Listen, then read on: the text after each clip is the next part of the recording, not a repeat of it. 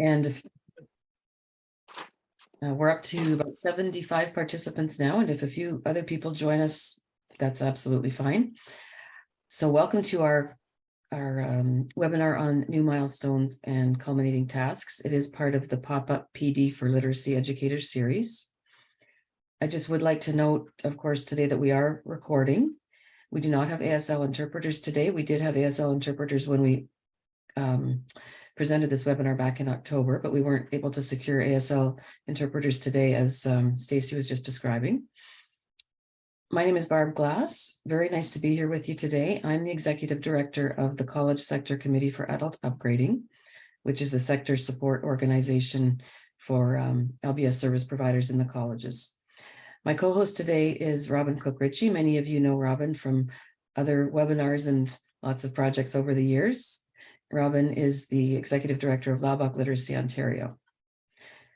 So just as we first get into it, we did want to mention that both of our organizations, the CSC and Laubach Literacy Ontario, were involved in the OALCF Enhancement Initiative last fiscal year, as were most of the other support organizations also involved. And so it was during this initiative last year that the new Milestones and Culminating Tasks were developed. Before we actually get into the presentation, I would just say, if you have a question, you're welcome to type it into the chat. I can see the chat from where I am. Robin can see it. Heather Robinette, who's kind of our moderator today, can also see it. And you're welcome to type something into the chat, and Robin and I will do our best to address it as we go along. So first, I would like to begin by acknowledging the Indigenous peoples of all of the lands that we are on today. We are scattered throughout the province, which is actually wonderful that we can come together today on this virtual platform, but we should take a moment to acknowledge the importance of the lands that each of us calls home. And of course, we do this to reaffirm our commitment and responsibility in improving relationships between nations and to improving our own understanding of our local Indigenous peoples and their cultures. From coast to coast to coast, we acknowledge the ancestral and unceded territory of all of the Inuit, Métis, and First Nations people that call this land home.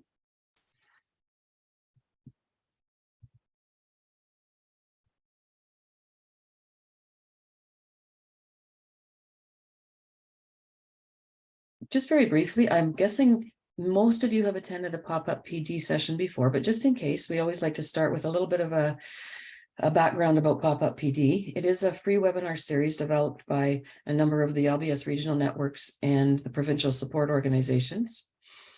We endeavor to find topics, of course, that support LBS practitioners with relevant, timely PD.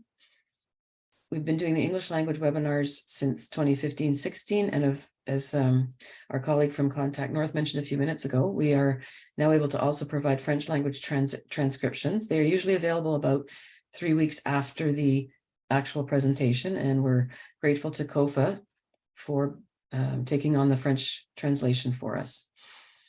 If you did want to look at previous webinars or access future webinars when they have been posted, you can go to the pop-up PD resources for LBS educators. Sorry, I'm stumbling over that sentence, which is on the main e-channel pop-up PD website. You can Google it and you'll get there as well, recognizing that you can't click on this and just go there from your computer right now. If you do have ideas for webinar topics, we always welcome them. As part of the organizing committee, I would certainly say that we always welcome ideas, and so you're welcome to send a message to echannel@contactnorth.ca. We do have our webinars set for the current fiscal year for 2022-23, but really before long, we'll probably be looking at webinars for 23-24. So once again, welcome, and thank you very much for taking the time to be here with us today. Briefly, I'll just walk you through the agenda. We have kind of 8 buckets or areas to cover today. We'll talk about the development process around those new milestones and culminating tasks, a little bit of a refresher on the origins of milestones, discussion of the new milestones. Then similarly with the culminating tasks, we will have a little refresher about how they originated, discuss the new ones. We'll talk about the repository where they are stored and will eventually be accessible. And then a few best practices around administering milestones and culminating tasks, and what's a good webinar without a what's next section. Robin and I will be taking turns. We're going to switch back and forth a couple of times during the webinar. But again, feel free to post a question in the chat at any point if you wish to. And we will be happy to answer it. I was just looking back at the chat here. I don't see anything yet, so that's great.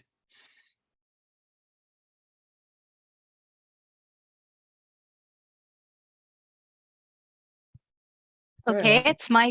it's my turn to, I think it's my turn to jump in now. So I'm going to just talk a little bit about the development timeline overall for milestones and culminating tasks. So they're not something new. They're something that actually we started working on more than 10 years ago. So the original milestones and culminating tasks were made available to the field in around 2012. And that original set included 6 culminating tasks and 60 milestones. There was one culminating task for each goal path, plus there was an additional culminating task for skills training. And as we know, skills training is considered part of the apprenticeship goal path. When the milestones were initially developed, there was at least one milestone for each indicator in the Ontario Adult Literacy Curriculum Framework. Some of the indicators did have more than one milestone, and that was to make sure that all 5 of those goal paths were represented. So if you're familiar with milestones, a milestone might actually have applicability to more than one goal path, but not necessarily all 5 of the goal paths. So they're kind of associated with whatever it makes the most sense that they go with. So that's not a rule. It's just a guideline for practitioners. So they have a good understanding of which milestones actually support which of the goal paths. So the development of the milestones and the culminating tasks was one of the very last stages in terms of the original Ontario Adult Literacy Curriculum Framework project, which was the big project where the framework itself was developed, as well as all the supporting documentation and tools. So the last stage of this was really developing these more, I'll use the term loosely, but standardized assessment tools and some of which the milestones that are linked to performance management. In 2014, there was some additional work that happened around the tools. So at that point, 12 additional culminating tasks were developed, which was great because in the initial rollout, there were only 6. So that was a fairly limited range of culminating tasks to choose from. And not all of them had applicability to every learner. In fact, many learners weren't able to complete culminating tasks because they just didn't make sense. They were too specific to certain goal paths or specific goals on goal paths.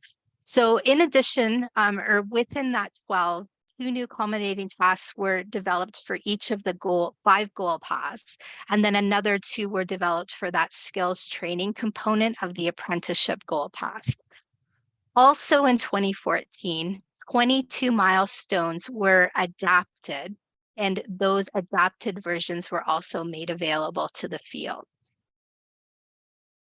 So between 2014 and last year, there was no work on developing or revising or doing any work around the culminating tasks and milestones.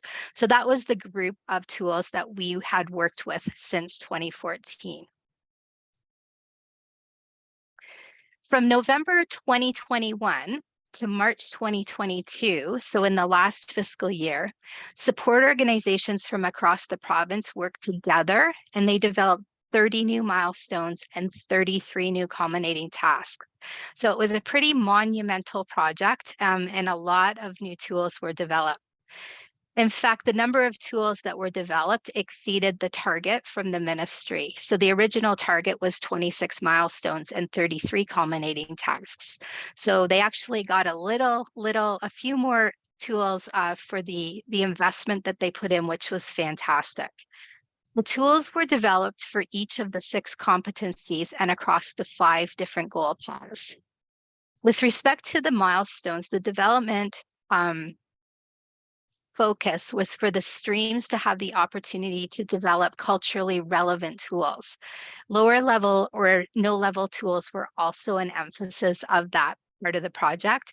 However, all the competencies and levels were actually included in the project. With respect to the culminating task development, the focus was really on employment and apprenticeship, but the other goal paths were also included. So many of the support organizations that worked on the project reached out to service delivery agencies to help with this development process. And I'm just wondering, make sure see if you're listening and just ask, is there anybody in the webinar today that participated in the development last year of those milestones or culminating tasks? Maybe just a quick show of hands. I see quite a few. Okay, a few. Oh, lots of people. So quite a few of you were part of the process. And I think that was an important that was important to the process, was to try to include the field as much as possible and to be able to develop things that the field knew that we really needed to be able to make sure that the tools could be used by a wider range of learners across the different goal paths. So the next few minutes, I'm going to talk a little bit about what we're calling a milestone refresher.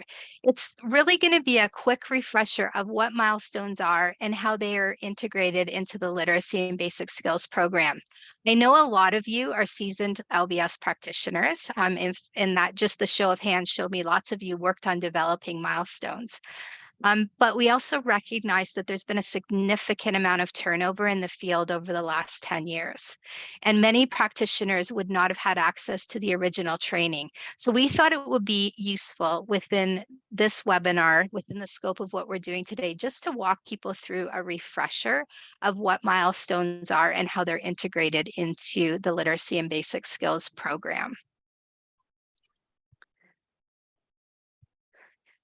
So what is a milestone anyways?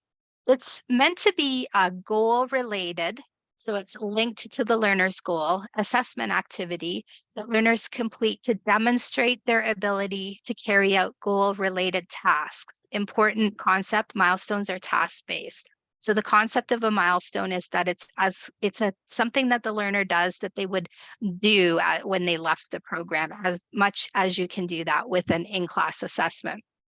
The milestones are aligned to the 6 competencies and 3 complexity levels that are found in the OALCF curriculum framework. So what they're meant to be is standard indicators of learner progress as they move towards the completion of the goal path they're on. Milestones should really just help practitioners answer the question, can learners apply the skills that they're developing to purposeful or real life tasks? So this definition comes from the service provider guidelines, and they can be found on the Employment Ontario Partner Gateway. The last major update to those guidelines was in 2020. So I always encourage people to make sure that they are looking at the most current version of the service provider guidelines. Don't print them, go online and look at them, because they have updated them a few times over the years.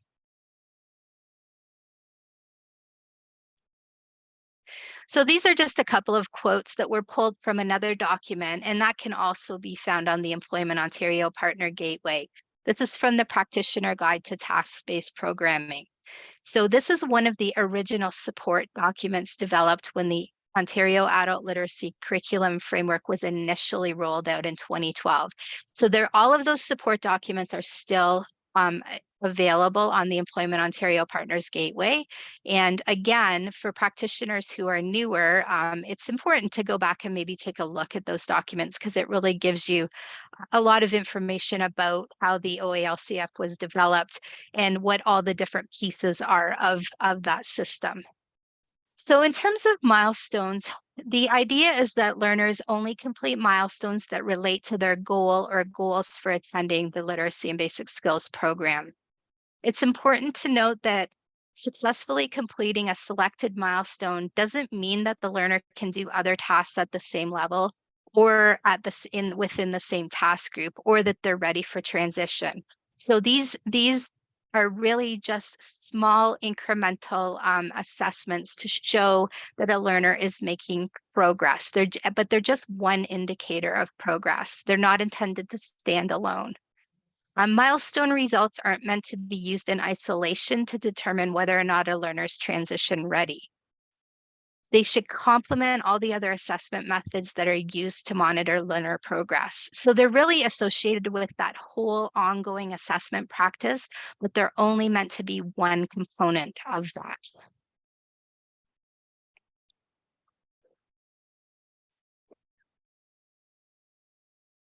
So practitioners and learners should really work together to figure out the milestones that represent the types of tasks learners will need to do once they leave the LBS program and move on to their next step. There are milestones for all 6 competencies, which I've mentioned, and across all 3 of the OALCF complexity levels. As milestone levels increase, the complexity of the tasks asked of the learners also increase.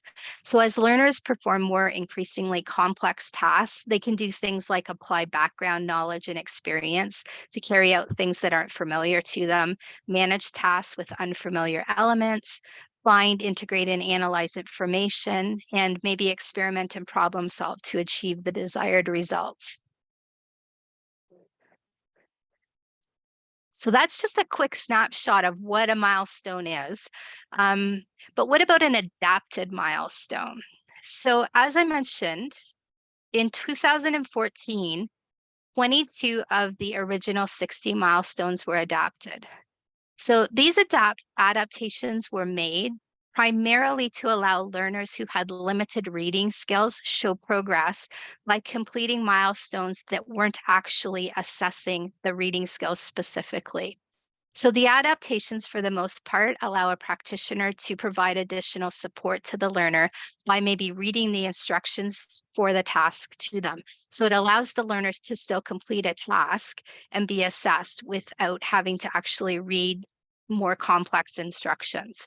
So all of those adapted versions in the milestone index are indicated with an A beside them.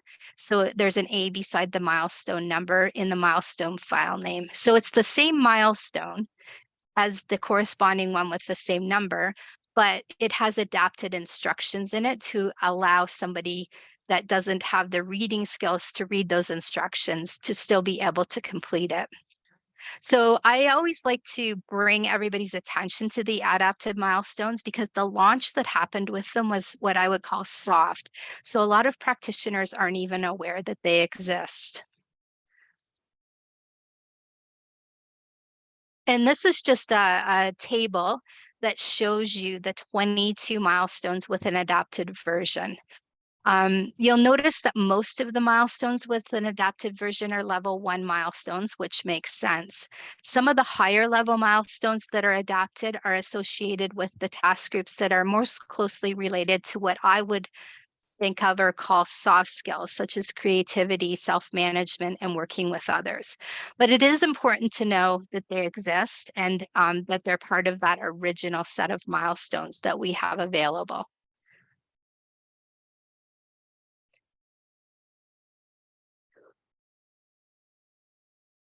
So another important thing about milestones is that they are part of the performance management system in literacy and basic skills. So they comprise part of the effectiveness dimension. And the target is to have at least 60% of the learners attaining at least one milestone.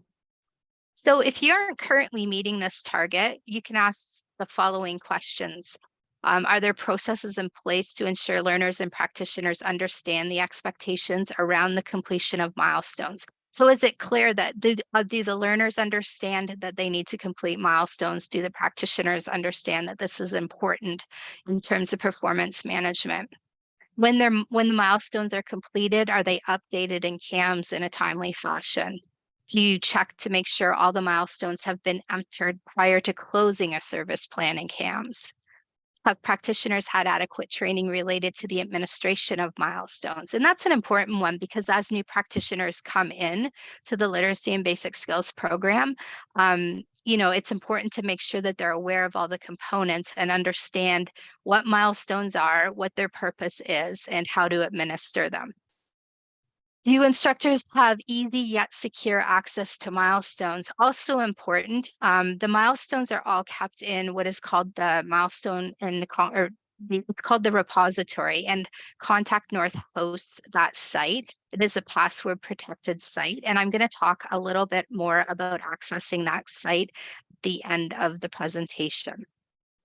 So is there at least one milestone related to the learner goal path identified on each learner plan? Very important. As the learner plan's developed, it's really important to identify at least one milestone, if not more, depending on the learner's goal and the intensity of the programming on their learner plan.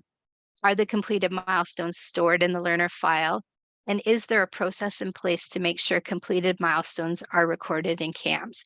Now, again, most of you are seasoned practitioners, and I'm sure you do all of this, but I just think it's important to refresh and remember, and for those that are newer, to really think through the process of that and the importance of milestones, because they are tied into the performance management system.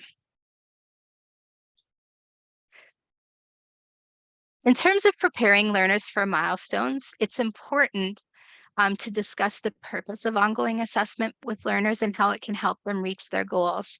So anecdotally, in one of my LBS jobs, I actually work in a program, and we find that learners actually enjoy doing the milestones because we present them in a way that makes them more palatable. We present them in a way that they're not tests, they're just ways for learners to show that they're making progress towards their goal. And in fact, sometimes we have learners ask for milestones, like, when am I going to get to do another milestone? So I think a lot of it is how it's introduced and discussed with the client. In terms of also preparing them, learners should really work on activities that are connected to the milestone they're going to be completing, or vice versa. You should be choosing a milestone that actually supports the things the learner needs to be doing in the program. And that hopefully will be even easier to do when you can access all the new milestones, because you will have a wider range to choose from. And they should also be successful at this type of thing before they attempt a milestone. So again, a learner should never really attempt a milestone unless you're pretty confident that they're going to be successful on completing it. Having learners complete other assessment activities that are from the same task group and level, that would make sense because you're choosing milestones that relate to what you're having the learner work on that is actually related to their goals. And again, just stressing, making sure the learner is ready to complete an assessment. And also, if they don't complete a milestone successfully, they can redo a milestone. So there are guidelines around that, the time that you should wait in between administering the same milestone. But if someone doesn't complete it successfully, that's actually okay. They can try to do it again.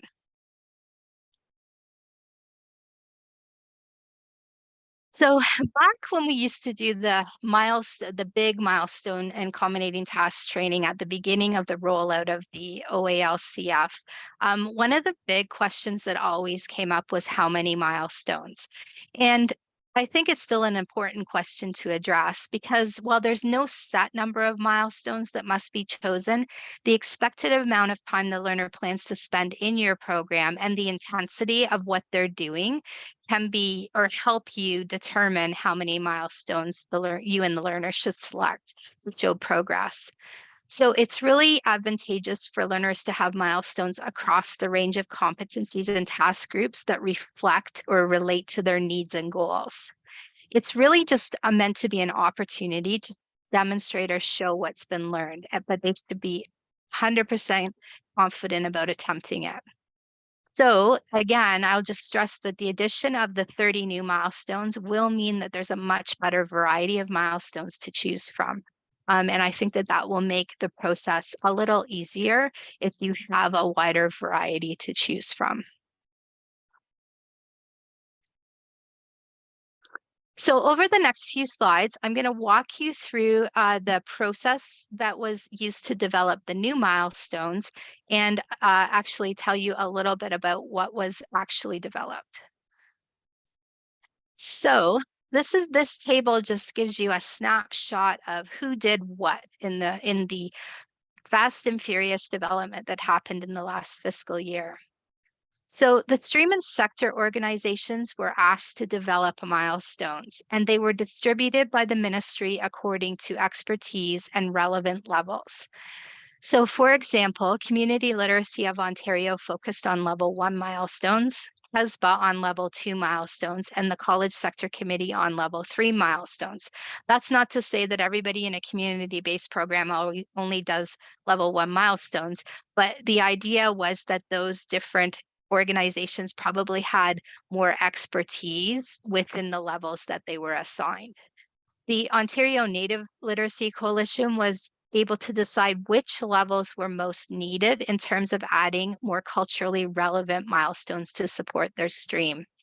Centre Flora and COPA were asked to develop 6 milestones each, with a focus on what the Francophone stream needed the most to support programming. So again, they were kind of given the ability to pick and choose what made the most sense for their streams. Those two organizations, because they were developing French milestones, worked really closely together because they wanted to make sure that they avoided duplication and covered as much as they could. LBS Literacy Ontario, which is my organization, we developed the guidelines and processes. We organized training for all of those involved in the development, and we coordinated the work of all the different organizations to try to avoid duplication and just keep the project moving. Contact North played a supporting role throughout the process and did the logistical work of getting the tools desktop published, for example, and also on the repository or available on the repository by March 30th, 2020.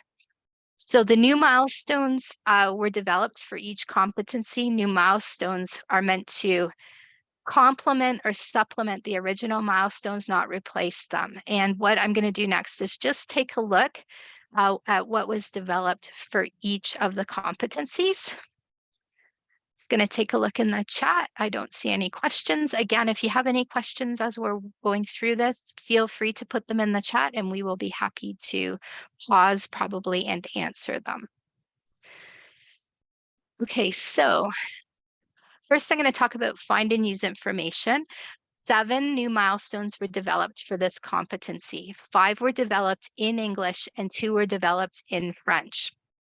So it's important to know that all of the English milestones are going to be translated into French, and all of the French milestones will be translated into English.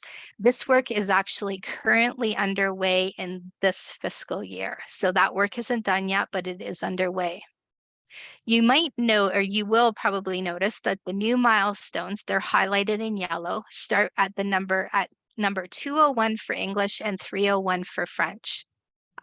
This had to be done to allow them to be integrated with current milestones on CAMS and grouped with appropriate competencies and levels without having to renumber all the milestones. So we didn't want to renumber them all again because a lot of people who have been around for a long time actually probably have all the current milestone numbers memorized. I know I have a lot of them memorized myself. When we get to the repository section of the webinar, you'll be able to see a little clearly what I'm talking about when I'm talking about integrating them into the correct competency and level. In terms of communicate ideas and information, there were 6 developed in English and 3 developed in French. So what's interesting about some of these is many of them are what I would call more open-ended than some of the earlier milestones, which will give practitioners a little more choice to be able to meet the specific needs of learners.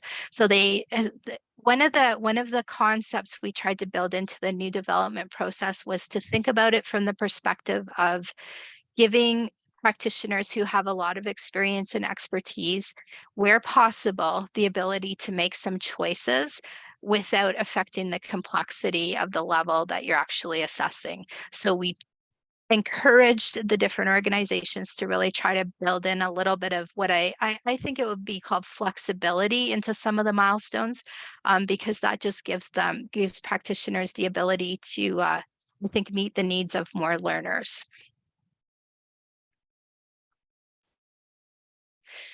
For understand and use numbers, again, 6 new milestones were developed.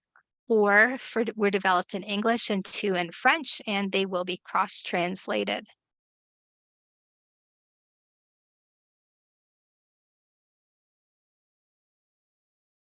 Okay, and use digital technology. Again, 6 milestones were developed, 3 in English and 3 in French. What's interesting is that we didn't specify when we were working on what we would develop. It wasn't specified what competencies people would work on.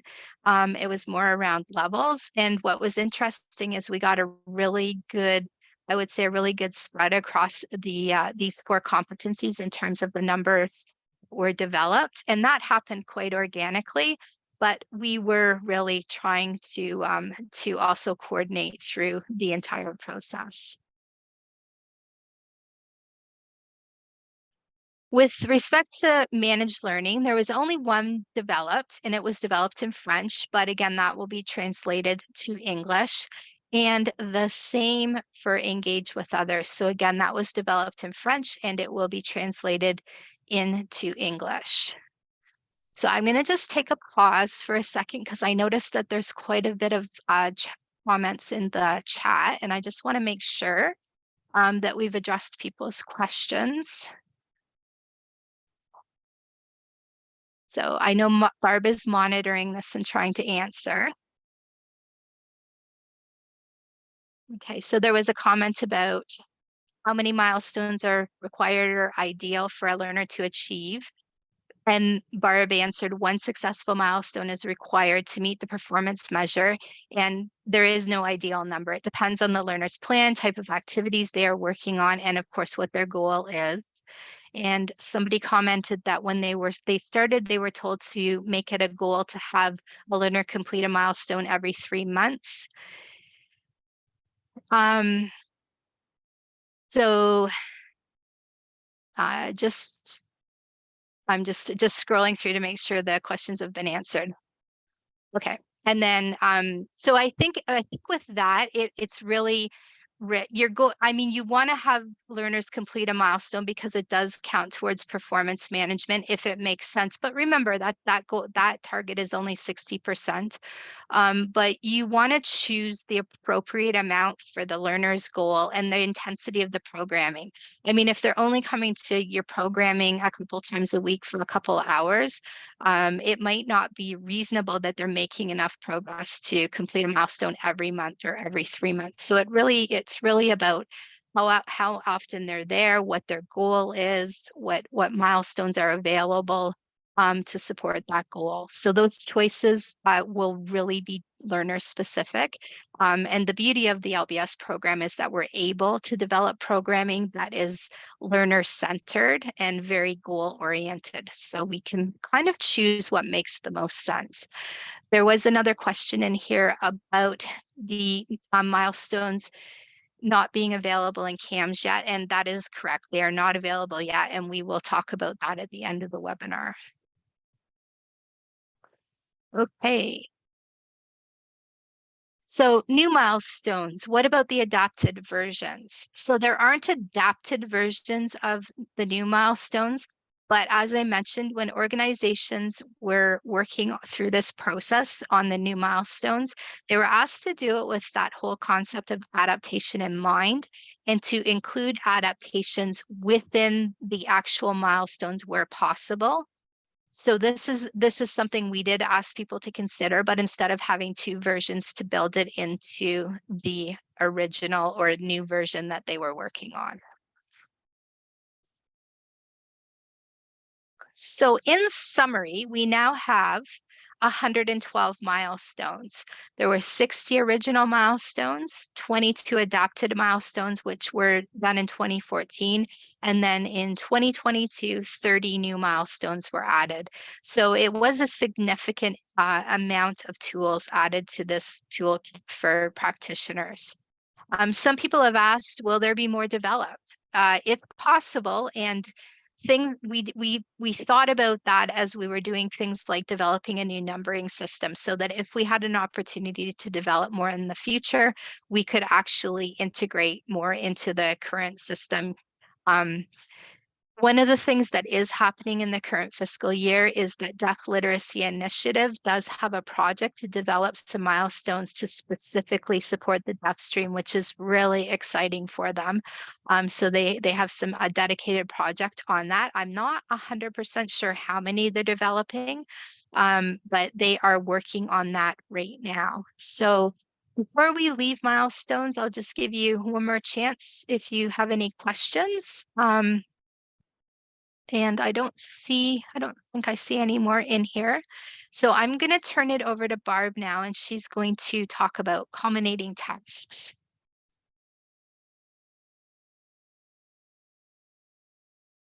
Great. Thank you very much, Robin. Thanks for the great overview of the milestones, both old and new. And thank you also to everybody for the good questions in the chat. So Robin and I will kind of switch roles here, and she can also keep an eye on the chat as I'm talking. Oh, and Robin's controlling the slide deck, so we're just doing a transition here. That's okay. We're good now. And then I'm also transitioning on my own screen. So what you've probably noticed in some of the documentation and information that Robin has provided is that a lot of it is from the existing documents that were created way back in the beginning of the OLCF, sort of in the 2012 timeline, a few updates to the milestones in 2014 with the adapted versions, and continuing into our discussion of culminating tasks. A lot of the things that we're presenting here are directly from the ministry documentation. However, as Robin also said, not a lot of updates have been made over the years to any of the documentation. So it's getting a little rusty, some of it, but at least now we have some new culminating tasks and milestones to work with when they are fully translated and released by the ministry, likely early in the new fiscal year, early in 2023-24. So ministry's definition of culminating task is more complex than a milestone. It's, of course, also aligned to the OALCF, and it reflects some kind of a task that a learner could expect to perform when they exit the LBS program.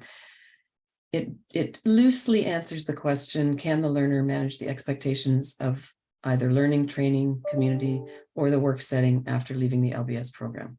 It doesn't prove it, and it's not an all or nothing. It's an indicator of a student's ability to manage the expectations of the next step as they transition out of the program.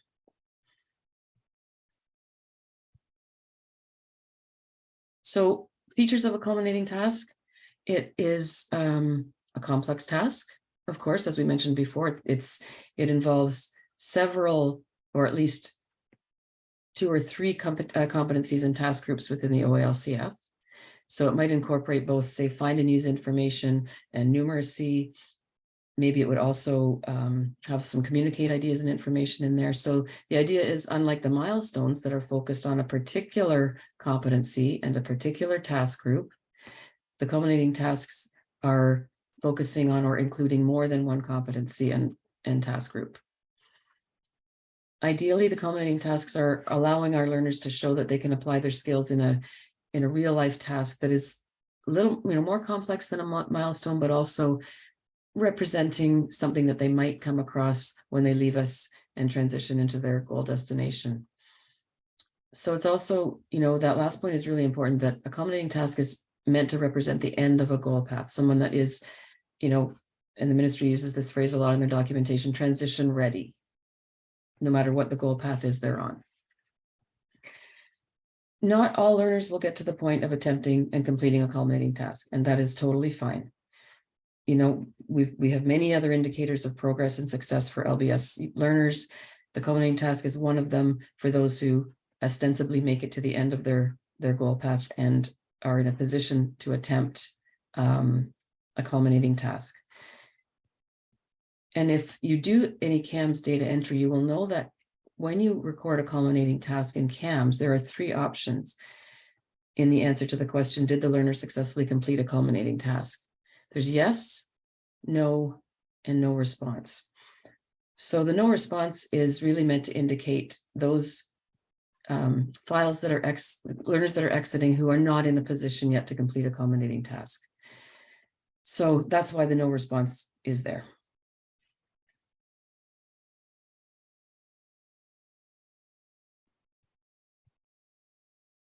Another really important point about culminating tasks is that they do not replace any other kind of credential, course, certification, micro-credential, anything that a learner might need to get into their goal destination. So it's not something that's recognized or used at all outside of LBS. It's simply something that that we have in LBS to help establish our learners' readiness to transition to the next goal path.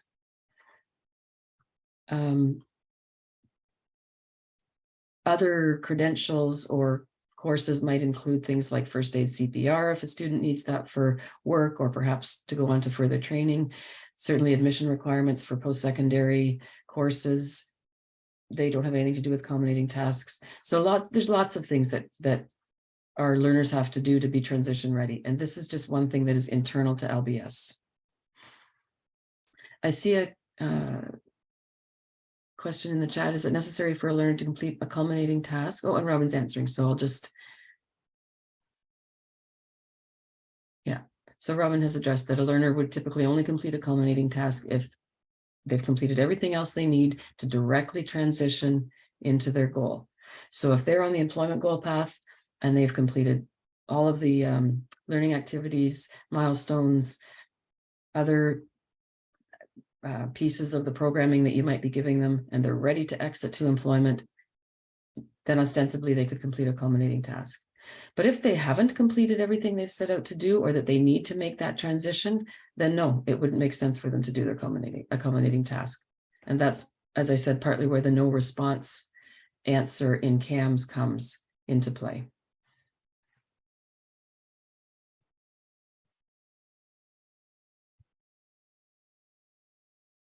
We know, because we've been working in LBS for a long time, that there's lots of other things other than just culminating tasks that will help to indicate that someone is ready to transition out of LBS and into their goal destination. So as we mentioned a few minutes ago, it might be completion of required academic courses or credentials, might be industry required credentials, like, as I said, CPR, first aid, Smart Serve, any of those. But aside completely from activities and milestones and culminating tasks, we also know very clearly that the stability of a learner's personal life has an enormous amount to do with whether they're actually ready and able to transition from us into the next step of their life learning or work. We always in LBS have it's kind of been a cornerstone of LBS to use a variety of different assessment tools and measures, and that is no different. Milestones and culminating tasks just happen to be 2 of the ones that were that are involved with both our performance management and with our task-based programming in the OALCF. But there are many other assessment tools, tests, quizzes, activities, all kinds of other things that we use ongoing with our learners, and that's really important that we continue to do that and that we always do that.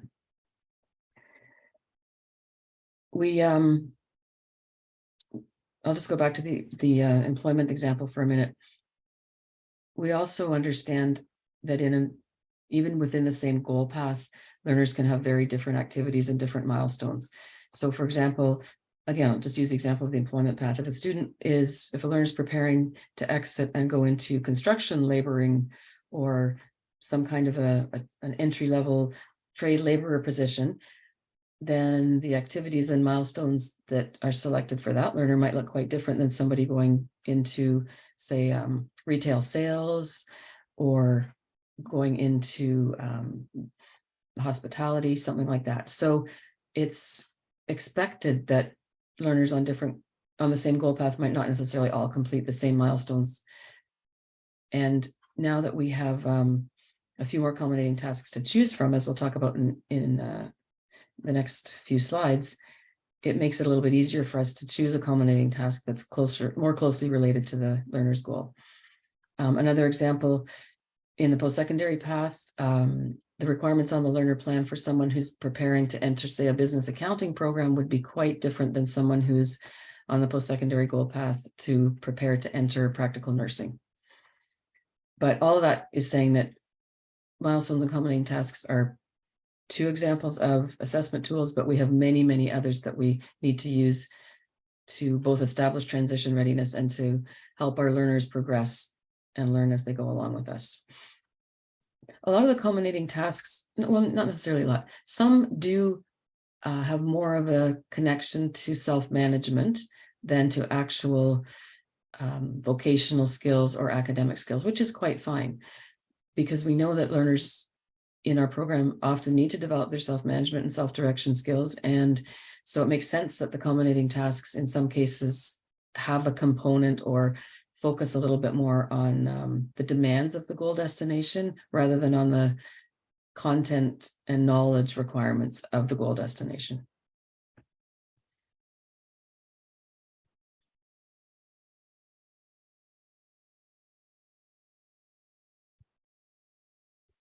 So just to kind of paraphrase the very first slide we looked at, this is also a quote from one of the ministry documents. Doing a culminating task helps the learner answer this question. Do I have a reasonable chance, remember, it's only one indicator, of managing the next step in my life, learning, or work, and can I transition successfully to my goal destination? It's not the only thing, but it's one thing. And then in the little red box there again, just saying it in another way, probably the third or fourth time we've kind of alluded to this so far in our discussion of culminating tasks, that the culminating task is one way for learners to demonstrate they may be ready to transition to one of the goal paths. And you know what? They may not, quote, pass the culminating task and still be ready to transition. So it's not that we're trying to put all our eggs in one basket. The culminating task is one indicator. With the addition of the new culminating tasks, there'll be actually a total of 51 to choose from instead of the original 18. So that's pretty exciting. And just to summarize a little bit, this graphic is really a continuum of the day-to-day programming that we provide for our learners. We have activities that we work through, assignments, whatever they may be, task-based activities. Integrated tasks are a little more complex. We have milestones that we give them at intervals to help demonstrate their progress. And then if they get to the end point of their goal path and are ready to transition into their goal destination, then we may give them a culminating task. At the same time that someone is going through all of these different kind of pieces of the LBS program, they may also be getting credentials or courses or whatever else it is that they need to get from us to their next destination. And of course, as much as possible, we're outlining all of these different kinds of learning activities and tasks and milestones in their learner plans.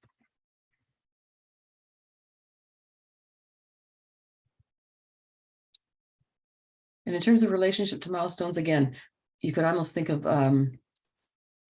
successfully completing a variety of milestones is helping learners to demonstrate that they have the skills and knowledge that are relevant to their goal, and also demonstrating that they perhaps have the skills and abilities to complete that culminating task, which of course is a combination of multiple competencies and levels.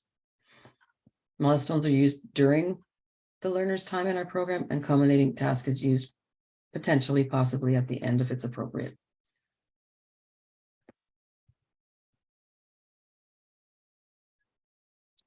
This is kind of an, I'm going to use the word old resource, but it's still, I think, relevant, and is just an example of a tool that was developed to help track task-based assessment and milestone and culminating task completion.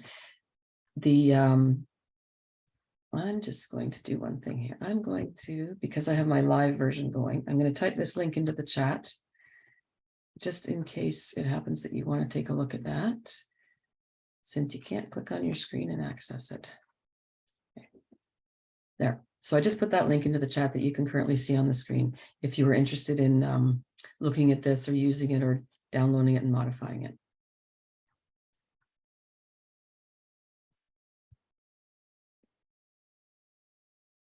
All right, the moment we've all been waiting for. We're going to talk a little bit about the new culminating tasks now that we've done a review of the oldies but goodies. Similar in format to how Robin described the milestone development to you. I'll walk you also through the, sorry, I just have to get my own presentation back up to date here. 1 second. There we go.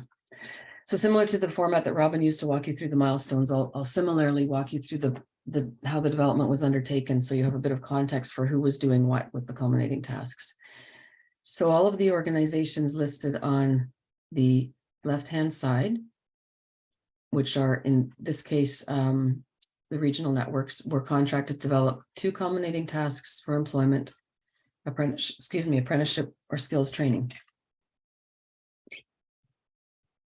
And I'm sure you'll recognize your own network in there. Simcoe Muskoka, slightly different. They would develop 1. And sorry, I still have a bit of a post-COVID throat, so I have to pause just for a second, take a drink of water. I've been saying I have a post-COVID throat for about 2 months now, and I hope one day I don't have to say that anymore.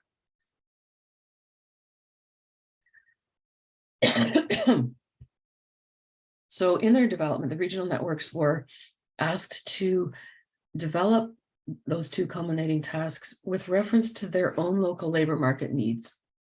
So for example, if manufacturing is an industry in that literacy networks area that is prominent and has a fair bit of hiring and so on, then it would have made sense for them to do culminating tasks that might have related to manufacturing. If there was a lot of service industry, so you think about some of the very tourist oriented areas of the province, then it might have made sense to do culminating tasks that have to do with the tourist industry. So that's what we mean by that having the networks were, oh, thanks, Sophie. I see your comment in the chat. And I actually feel quite fine. I just have this weird throat thing going on still and a bit of a tickle, especially obviously when I talk too much. So thank you, Sophie. So yes, if it's a region of the province with a lot of tourism, that network might have chosen to do something in the service or hospitality sector related to their culminating task development.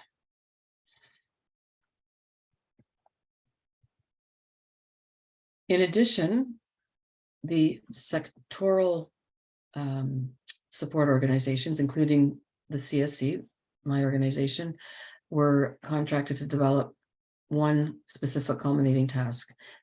And that was normally related to obviously the goal path that many of their learners would be on. So in the colleges, for the college sector committee, we developed 1 new culminating task for the post-secondary path.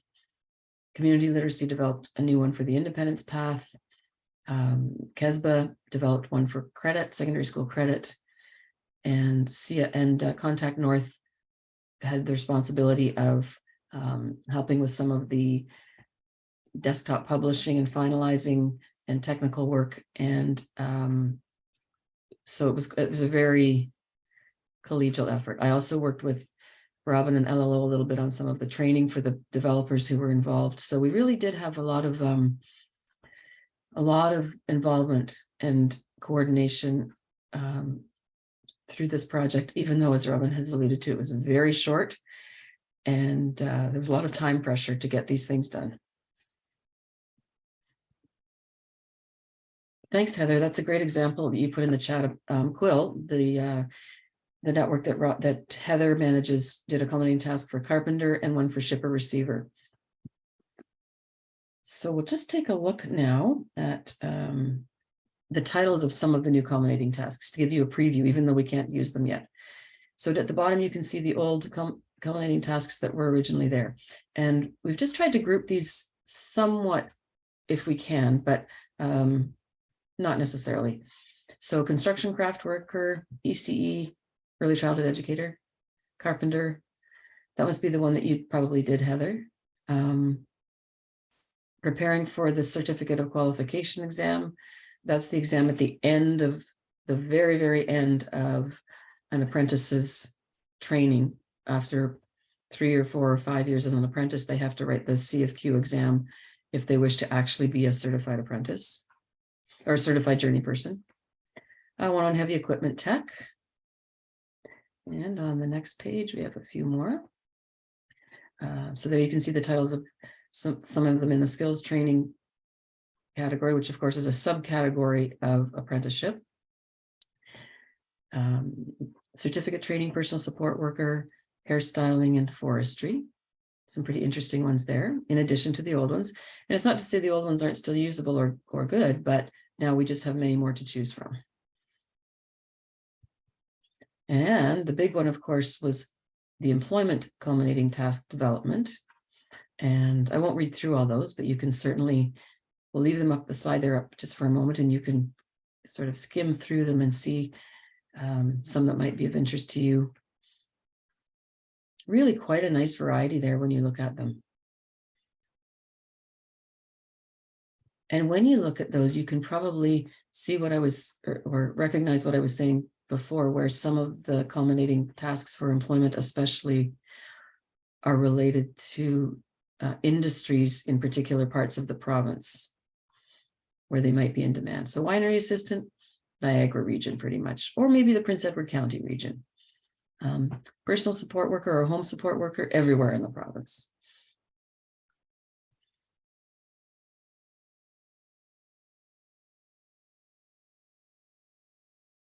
In terms of the employment culminating tasks, they didn't fit on the other screen. These were the 3 older culminating tasks that are currently still available and still usable, and then will be complemented by all of the new ones.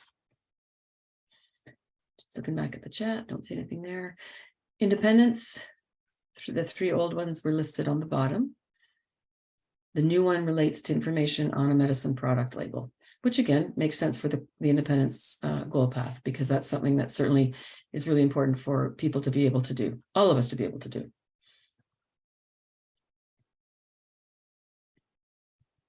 For the secondary school credit goal path, the new one is entitled Growth Mindset, which, and remember I said earlier that some of the culminating tasks relate more to the self-management side of our learners' growth and learning. So this is a good example of one that is not academic, even though it's on a secondary school credit goal path, but it's more focusing on lifelong learning and growing as an individual.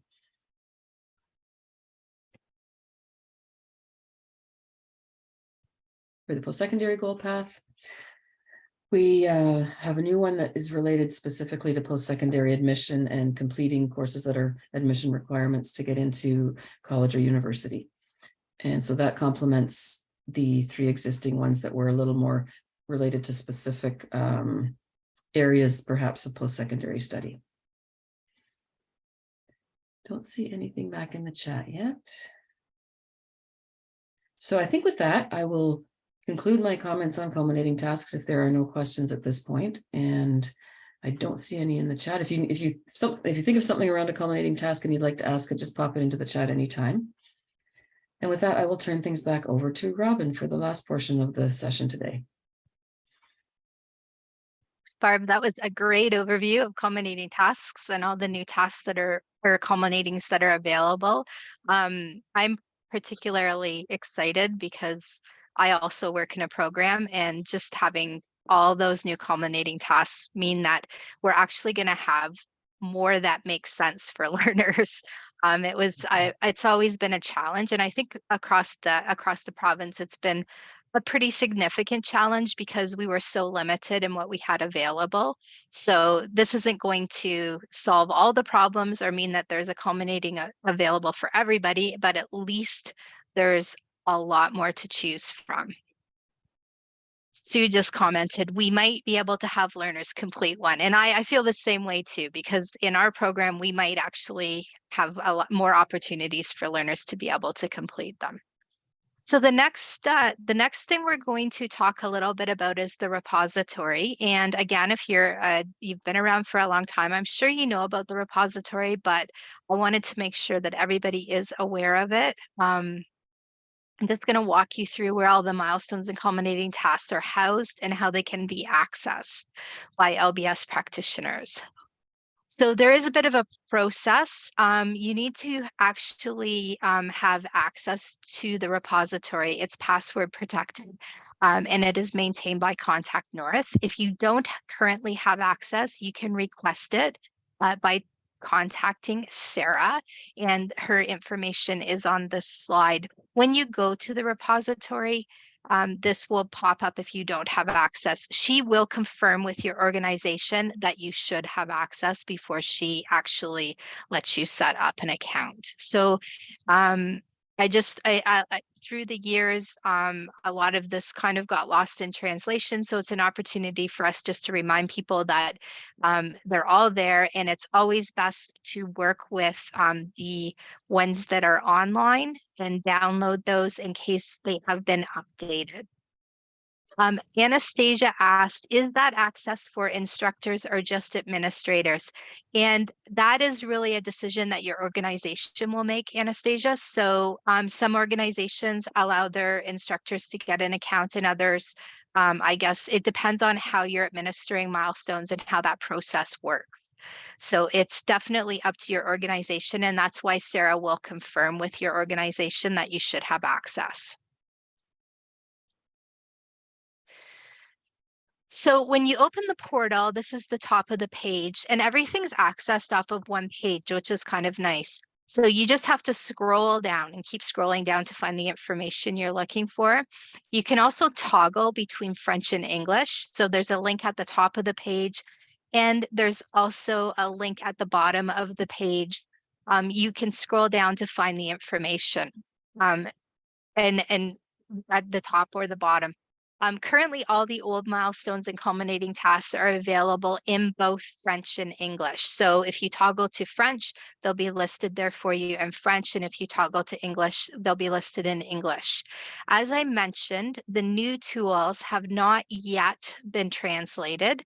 They are currently being translated in this fiscal year. So I anticipate that they'll be uploaded to the repository probably at the end of this fiscal year. So they're available for 2023, 2024. The guides and indexes for both the milestones and culminating tasks have also not yet been updated. So this was not scheduled as part of the initiative work last year, but it is being completed in the current fiscal year. So again, those guides and indexes only reflect the old tools, but they are being updated this year, and then will reflect the whole range of tools that will be available in the next fiscal year. So as you scroll down, you'll see the milestones first, and they're organized by competency. Remember, the new milestones are there, so you can see them, but the user guide and index hasn't been updated. So I'll just show you what it looks like when you open Find and Use Information.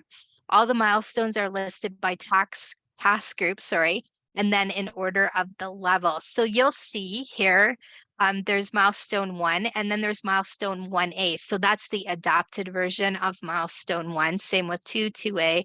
And as you scroll down, you go from 4 to 201. And again, this is if it starts with a 2 or a 3, 200 or 300, that means it's one of the new tools.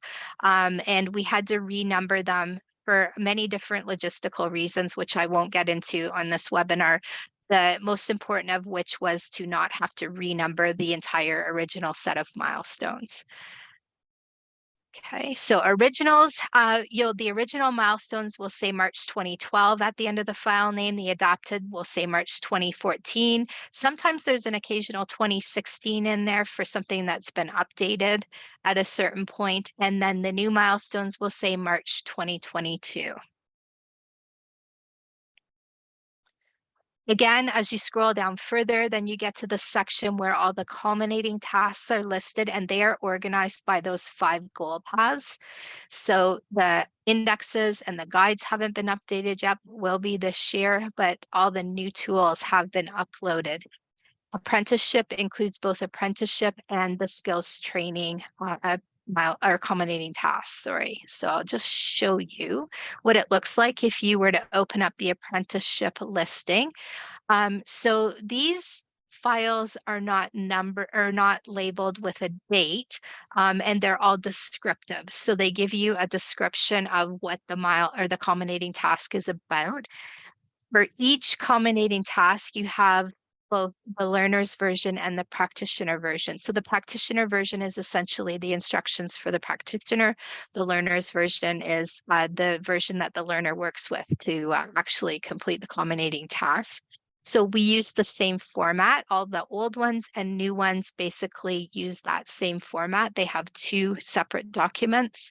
And when you look at the new ones, you will notice that what we tried to do was keep them as consistent as possible with the original set. And the same is true with milestones.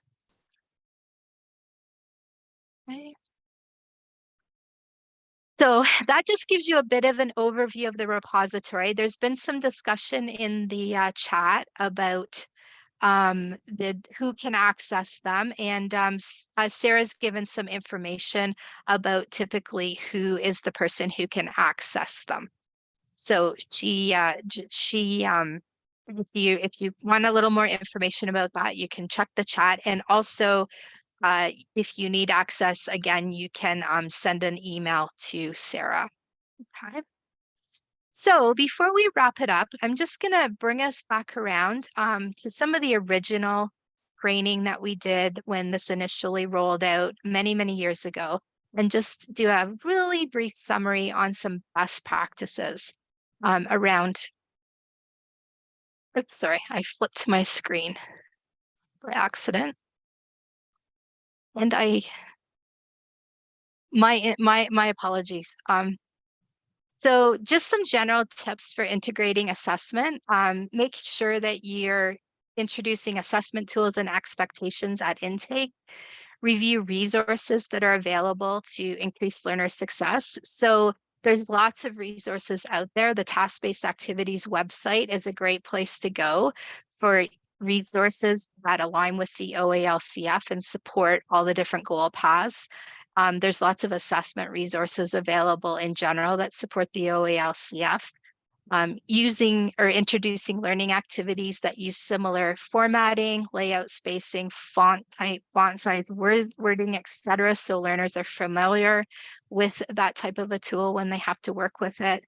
Mapping your assessment activities and ongoing learning activities to competencies, task groups, and levels associated with an appropriate culminating task.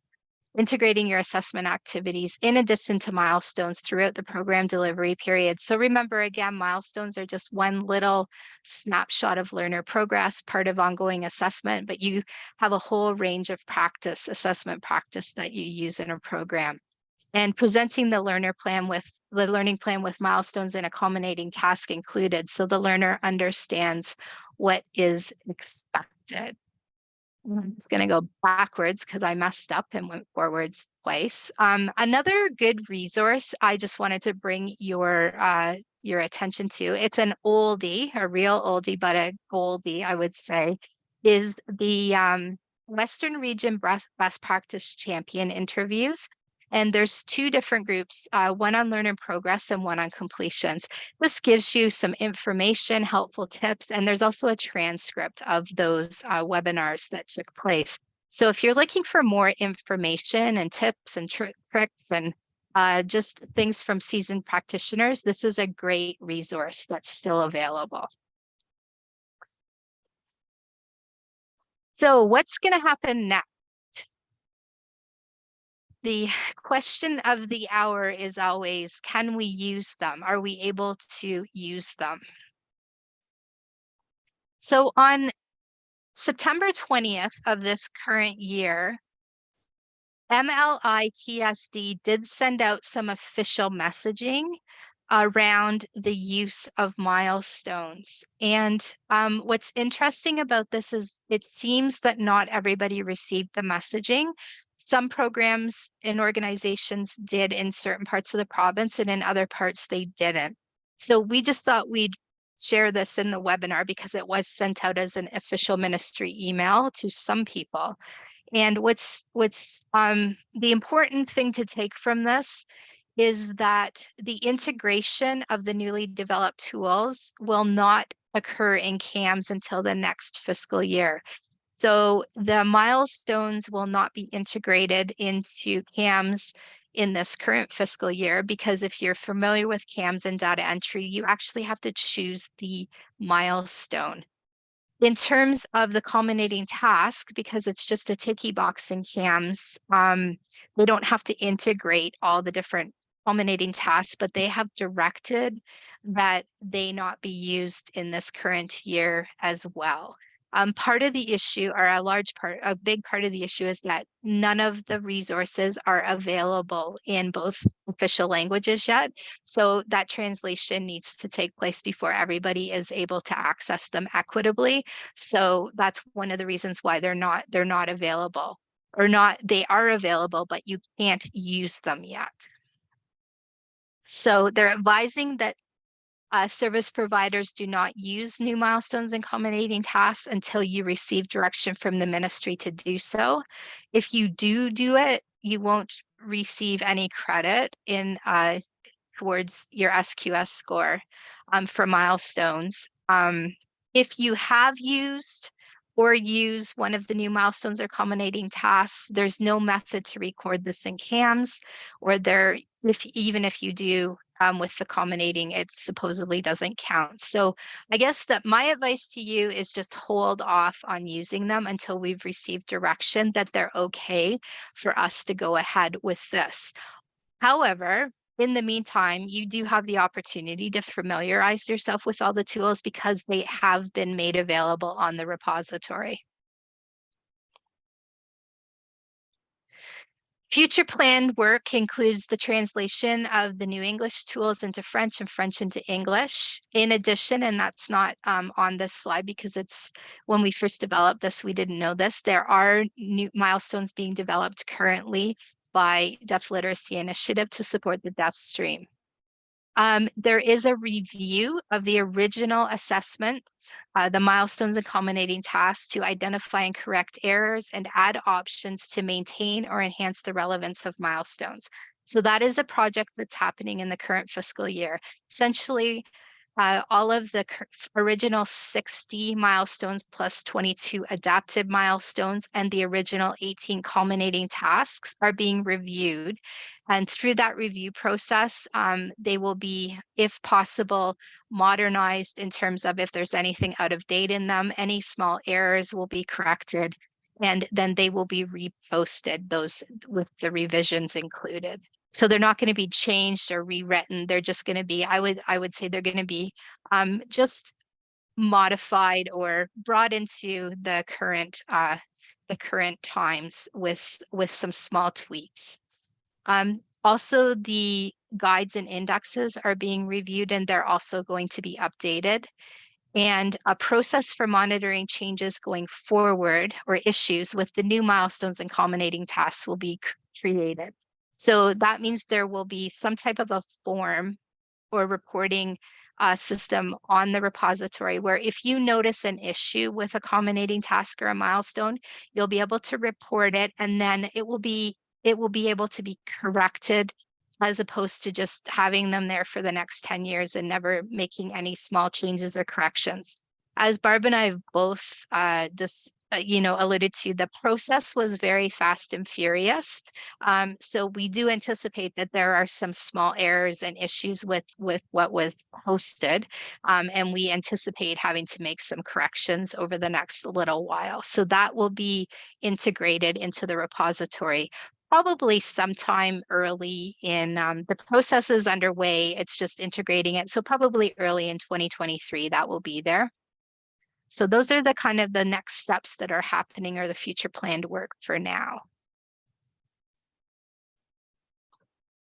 So I just that's it for content for me. And I'm just gonna ask Barb if she had anything else she wanted to add before we move on. There is an evaluation, and I believe it's been posted in the chat a couple times. Maybe we can post the link for the evaluation another time in the chat, as many people are starting to leave because it is getting late in the day. And I'm going to just thank you for your time and attention today, and I'm going to turn it over to Barb for any last comments.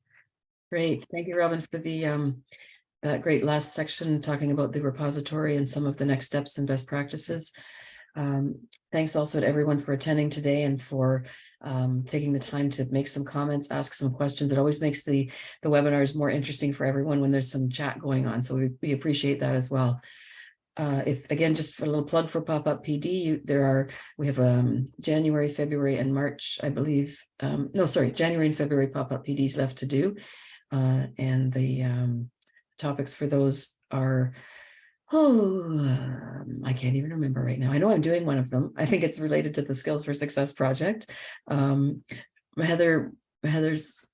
online with us too, and maybe Heather, you remember the last one that is taking place, or the other one besides the Skills for Success one. But anyway, we also do encourage you to hybrid learning PD topics if you'd like. So have a wonderful rest of the afternoon. Thank you to Stacy from Contact North for her technical backup, and for Heather from Quill for supporting us through being a moderator and helping to field some questions in the chat. So, oh yes, Heather, hybrid learning panel is the next webinar. How could I forget that?